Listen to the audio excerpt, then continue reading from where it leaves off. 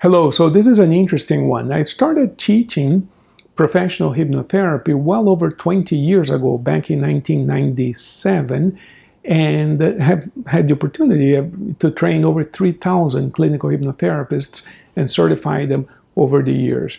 I haven't done any training in the last 2 or 3 years maybe, but I've done that for many, many years.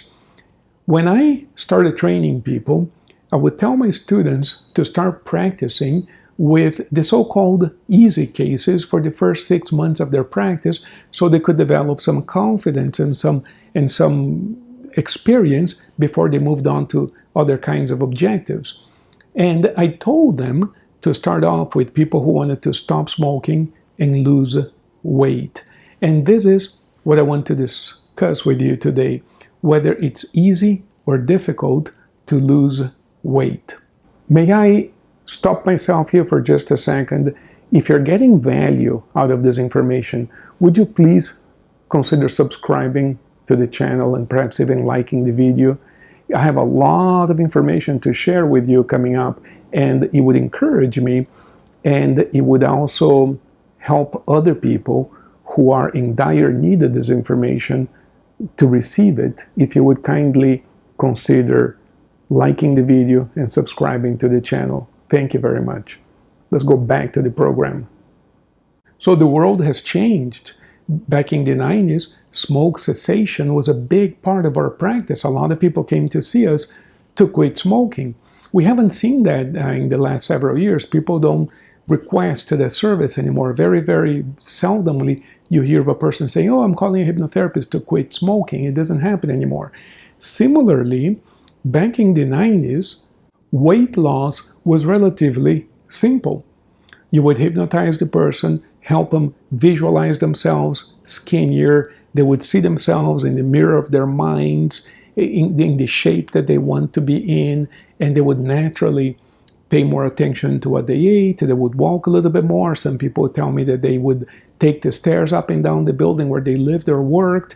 They would do these interventions or these changes on their own. We don't really tell people what to do. I don't tell people what to eat, what not to eat, but we would talk about having a moderate diet, a healthy diet in moderate amounts, stuff like this.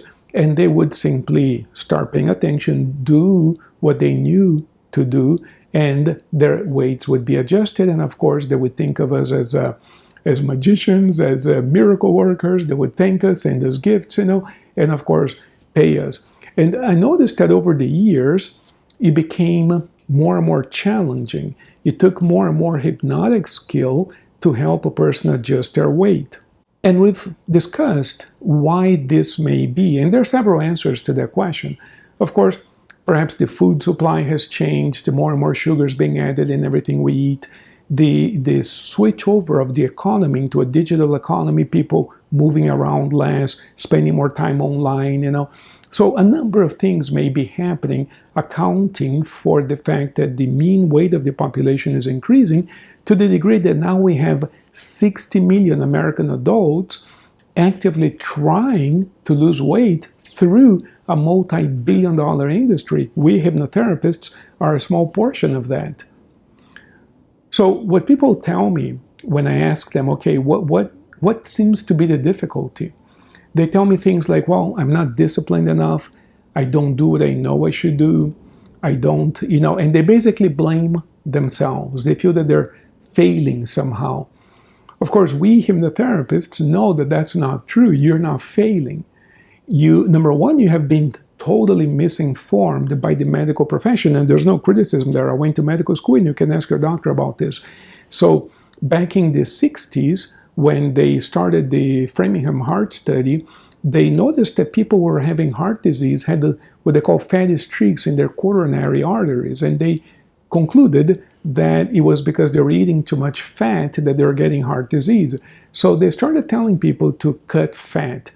When you cut fat, people feel hungry, so the people were going hungry. So they started telling people by the 70s to have 6 meals a day. I remember when I was in college, the first time, I went to college a few times, going to seminars and very qualified professors telling us that the trick to being able to study and to do more and to work more was to have 6 meals a day to avoid the blood sugar crash that would happen a couple of hours after eating when you eat a high carbohydrate diet. So the medical profession basically told us to remove fat and increase the frequency of eating, which today the very medical profession knows to be the exact wrong thing to do. In other words, they created the weight epidemic, because if you look at the statistics back in the 40s, 50s, and 60s, the population was not as obese as it is today. So this is a case where people were literally misinformed.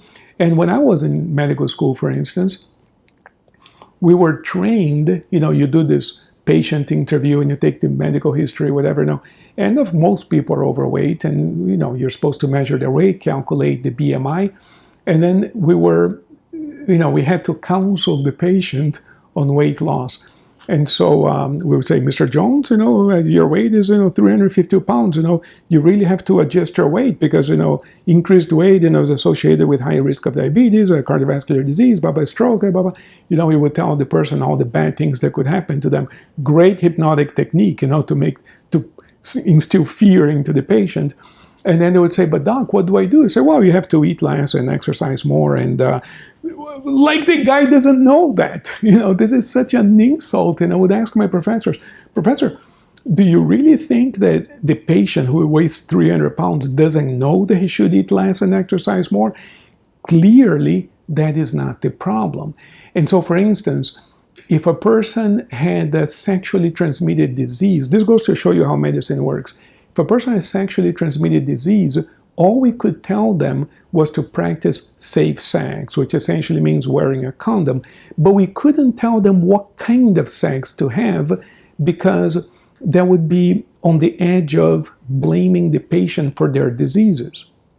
You see, so when it came time to the biggest epidemic this country has ever seen, which is the obesity crisis, which drives the diabetes and cardiovascular disease crisis, and to a certain extent cancer as well, and we know them to be associated with the excess weight and excess blood sugar and all this stuff, we couldn't tell people, we blame them all the time. In other words, you have to eat less and exercise more. And they would ask us how. Well, we eat more frequently, smaller meals. That's the exact wrong thing to do. So we did blame them, and we dispensed the wrong advice.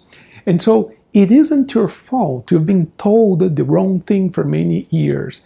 And we got to do the opposite. We got to eat less frequently. We got to eat a different combination of foods, and the weight will come off. I'm living proof of it. I was also obese, and I'm no longer obese. I'm still overweight, but no longer obese. And there's a definition there. And so you can succeed as well. Now, here's the point.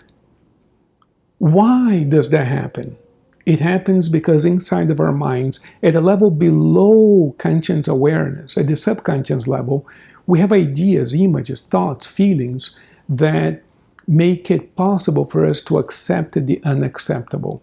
And it isn't until we change our minds about ourselves that we begin to do the right, sensible thing naturally without having to employ a ton of willpower. Because people tell me, well, I'm not disciplined enough. Well, it has nothing to do with discipline. It has to do with what feels natural to you. And and I'll give an example about what I'm talking about. Suppose that tomorrow you're going on vacation. Suppose that you don't take a lot of vacations, and you're now going on this awesome vacation that you've been waiting for a long time. Today's your last day at work. You have to get a ton of things done so that you can take 2 weeks off, all expenses paid, vacation, whatever. I'll bet you get a lot done. You get a lot done, and nobody has to tell you what to do. And that same level of enthusiasm and productivity that would happen under those conditions is what I'm talking about. You begin to do the right thing because you feel like it. When you change your mind about yourself, I'm just giving you a comparison, an example with the vacation thing. But what I'm saying is, once you change your self-image at the level of the subconscious mind, then you end up enjoying doing the very things that account for a leaner, healthier body. That's what all of this is about. And so telling people what to eat, when to eat is really interesting. There's a ton of information about that on the web. A lot of it is good, a lot of it is not good. I don't know. But it isn't about that. What I'm telling you is that when a person changes their image, their self-image, they end up looking for the information that makes sense to them, that is right for them, and they adjust their weight. If you agree with this, let me know in the comments below. If you have any questions, let me know in the comments below so that we can engage into a dialogue about this. But this is why I say that the secret to weight loss or the body of your dreams is in your mind. It isn't so much in telling you what to do or what not to do, because frankly, you already know all of that. All right. So if you have any comments on this, please let me know so that we can succeed together. Blessings.